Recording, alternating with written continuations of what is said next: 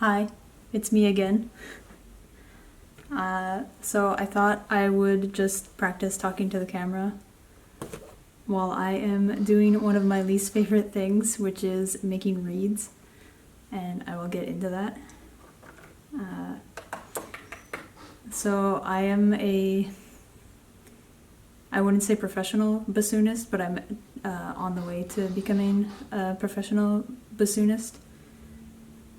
So a bassoon is a reed instrument, specifically a double reed instrument, and we make our reeds.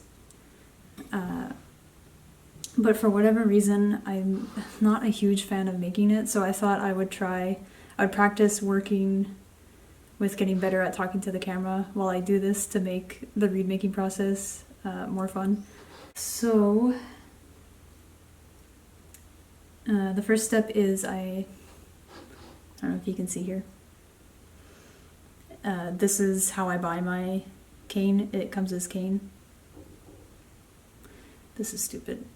I don't know who's gonna watch this, but if you're here, thank you for watching. So today is my dad's birthday, so I phoned him earlier.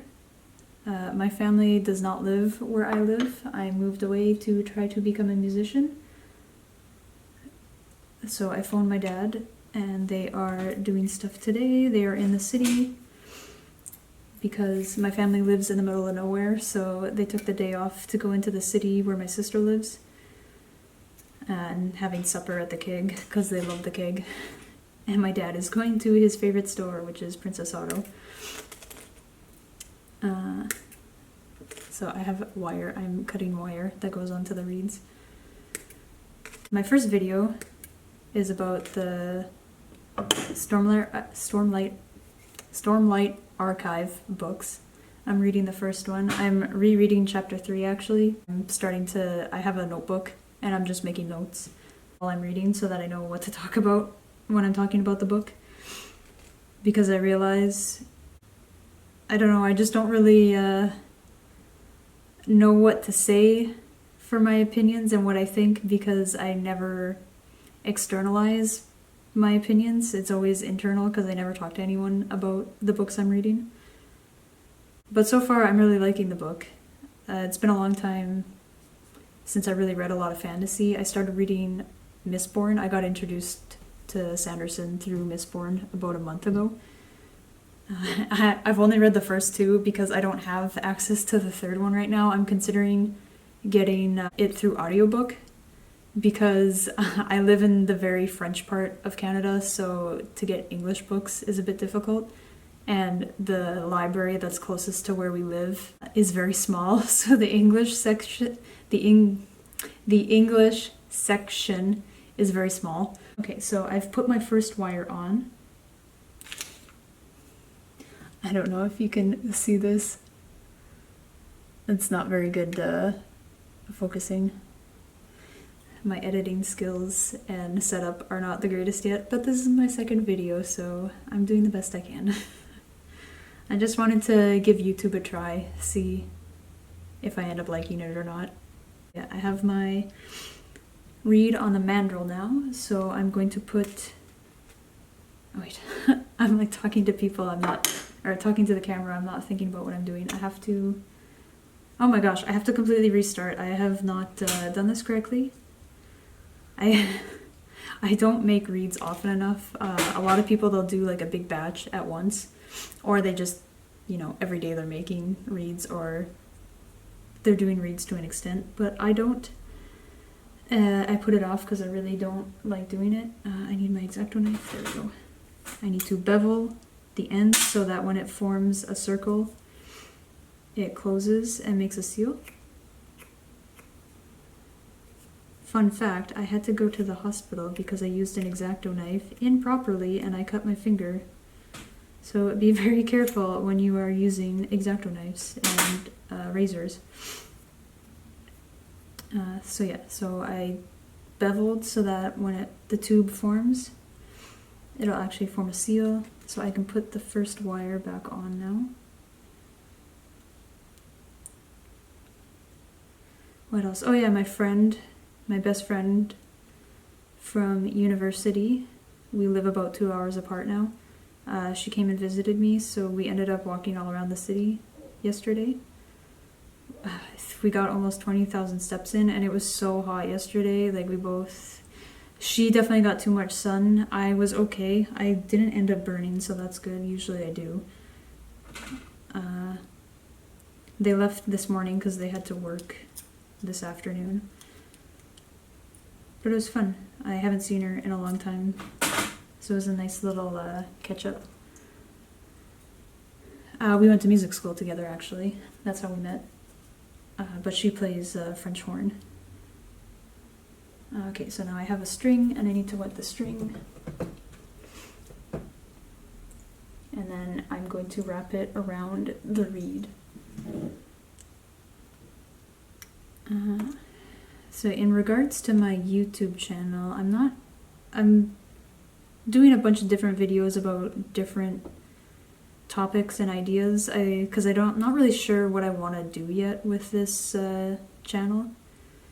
I'm kind of gonna just, I'm gonna upload videos and see what people are interested in and go from there, pretty much. Because I have a lot of different hobbies, I guess. Like, there is the music channel. I could do, videos somewhat along this line, like educational videos about being a musician, teaching actual theory videos, or I'm interested in a lot of different type of arts and crafts, like cross stitch and stuff like that. I don't know how much of an interest that would be, or what kind of content I could do on that kind of stuff. And there's also the book videos. I think the book videos I'm super interested in them, so I hope those do well. And they don't even have to do well. I'm just going to do what I find fun. So now I have to squish the tube cane so it forms, like the mandrel is a circle, and I need to form it around the circle. And so it conforms to the shape. And yes, I have started gardening, so I thought that was also an idea. And my main job right now is I work with my boyfriend, and he does like construction, painting, renovations kind of videos. I mainly help him out with painting. So I thought painting videos could be something. What else? We're also very outdoorsy. We haven't been lately because the weather has just been awful. There's been so much forest fire smog. And it's been, if it's not incredibly hot, like today it's like plus 39, I think, with the humidity. It's just raining all day because it's also raining. I think it's supposed to rain like very shortly right now. Let's see, another idea I thought could be fun. Well, I don't know about fun, but maybe showing what it's like to try to become a professional musician, or a professional classical musician in an orchestra sense. Like what it entails to actually prepare for and to win like an orchestra position. Because when I talk to non-musicians, they don't really realize what it entails, and it's very, very competitive. I'm kind of more taking the approach of, I currently freelance in my city, and that's probably going to be what I just continue to do, because trying to win an orchestra job is it's so hard. It's very competitive. You have to have a lot of money to have, the time, energy, and the money to buy professional instruments. And I also didn't start playing bassoon until I was 19. Most people, they start in high school. So I also had a later start to playing the instrument. But I am going to be there's an audition in September. So currently I'm trying to prepare for that. The motivation to practice right now is very hard because it's summertime and I'm done school. So I also don't have any gigs right now because it's summertime. Generally with classical music, the scene kind of dies down a bit in the summertime, or at least for me it has, because I've just been slowly getting into the scene, so I only have one gig this summer so far. But yeah, there's an audition in September, and I'm going to try my best. My plan right now is I practice roughly 2 hours a day on my instrument, and I want to make a lot more reads. So I'm doing these videos to maybe give me the motivation to actually make a lot of reads and practice enough. So when you want to do an audition, you have to kind of look around. And I keep tabs on, there's like orchestra job boards that I take a look at periodically to see when there's openings. And usually the setup is they start with national, so since I'm in Canada, they'll start with just Canadian candidates. And you have to send in your resume, and usually, I haven't done any like very major orchestras. They usually accept you if you've gone to a music school, like they see that you have a good musical background. Some major orchestras, though, you have to actually pay to audition, like $50 or $100. So that way they only get very serious candidates applying. Which I think is, I understand it, but it's kind of annoying because, again, you have to have money to be able to do these kind of things. So they usually, sometimes you have to send in your resume before they give you the audition rep list. Sometimes they make it freely available. The one I'm doing, it's already available.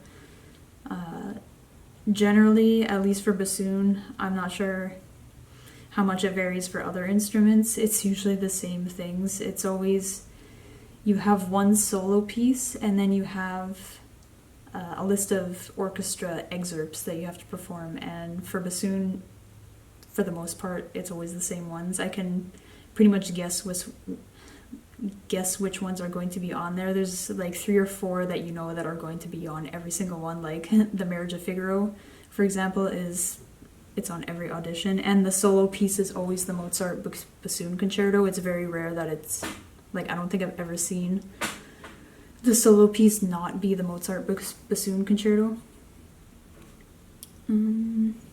Yeah.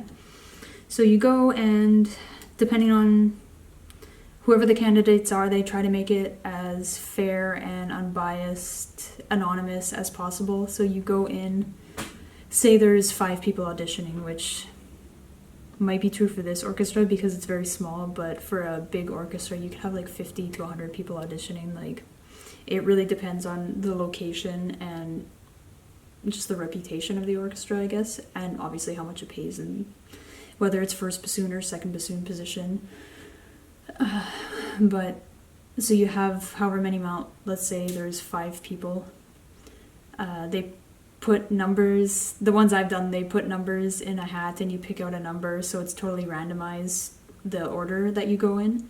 And then they call you up and you go in. You're not allowed to make any noise or speaking at all so that they can't figure out who you are. And you walk into a room where there's like a panel or a sheet so that the jury of the people that are listening can't see you.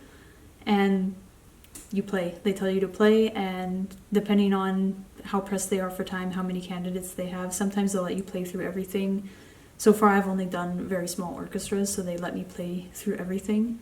And then usually they pick their favorites afterwards, and then the favorites go to the second round, and then they just whittle it down until they pick their winner. And I've done 5 professional orchestra auditions, and I've never made it past first round. So, but I've never been cut off. They've let me play through everything. The last one I did was actually a videotape. So I don't know how much they listened to, if they listened to it all, but I didn't make it to the second round. So my goal for this one is to, I would like to try and make it to the second round. And my teacher says to go into the auditions thinking that you're going to win it. Like, you give your 100% and thinking that you're going to win it. Because before, I've always had the thought of, I'm not good enough. Like, I'm just doing it for experience. I'm not going to win. So he's like, if you think like that, then of course you're not going to advance. So I'm trying to give my all and think that, yes, I have a shot and that I'm going to be one of the finalists and, I have a good shot of winning this. Because otherwise I don't think I will get anywhere. If I continue to think that I'm not good enough, then I'm going to not be good enough. I have to believe in myself, basically, is what it comes down to. Okay, so I've formed the tube. I don't know if you can see. It's nice and circular. So now I'm going to cut the tip. And also, if there's any actual bassoonists watching this or people wanting to learn how to make reeds, everyone makes their reeds differently, and I would by no means consider myself a professional of reed making. So, the way I make reeds are not the only way, and they're not the right way, they're not the wrong way. Like, there's a million different ways to make reeds. So you have to find out what works best for you. Basically just trial and error with reed making. Will get you good reeds in the end. Just, you have to make a lot of reeds if you want to start making good ones. I'm just tapering off the edges so that they don't cut up my tongue while I'm playing with it. So the last step I actually do different than most people. I got it from my friend. She actually heats up the inside of the reed to seal it off. So I'll start a candle and I just put the edge of this metal mandel over the flame and it'll heat up the inside of the reed. So that's pretty much it, I guess. I don't really have any other news. I'm hoping to get the next Stormlight, Way of Kings. I'm going to say Way of Kings. I have trouble saying Stormlight for whatever reason. The Way of Kings video up in a couple days. Depending how long, I've almost finished chapter 3, so I'm going to finish chapter 3, talk about chapter 3, and we'll see how long that takes, and then maybe add in another chapter or 2. Depending on how long the video is going to be. But yeah, that's pretty much it. Thanks for being here while I make a reed. I actually had fun making this reed this time, so seems like a good start at least.